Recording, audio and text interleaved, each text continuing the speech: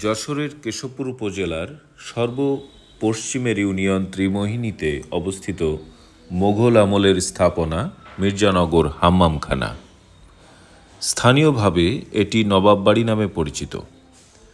জনশ্রুতি আছে ১৭ শতকে দুজন মোগল ফৌজদার মির্জা শাফসি খান ও নুরুল্লাহ খান এখানে তাদের প্রশাসনিক কেন্দ্র প্রতিষ্ঠা করেন।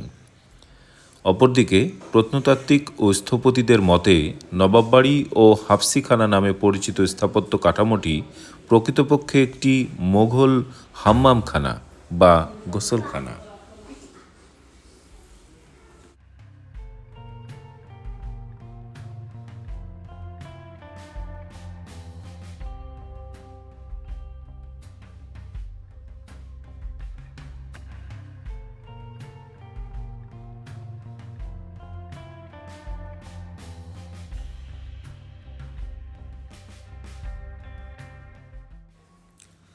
স্থাপত্যটি দেখতে আয়তাকার।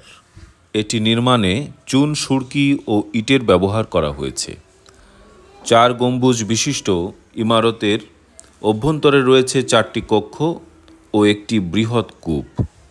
এছাড়াও রয়েছে প্রসাধন কক্ষ। কক্ষটির চারপাশে প্রত্যেক দেয়ালে রয়েছে একটি করে কুলুঙ্গি।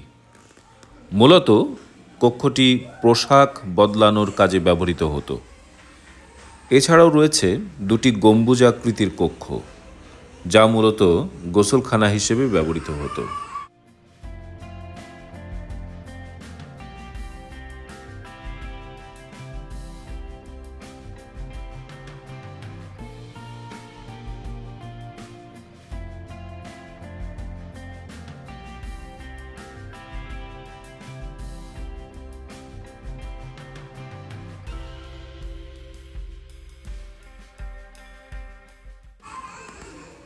১৯৮০ সালে হাম্মামখানাটিকে গণপ্রজাতন্ত্রী বাংলাদেশ সরকার পুরাকীর্তি হিসেবে ঘোষণা করেন।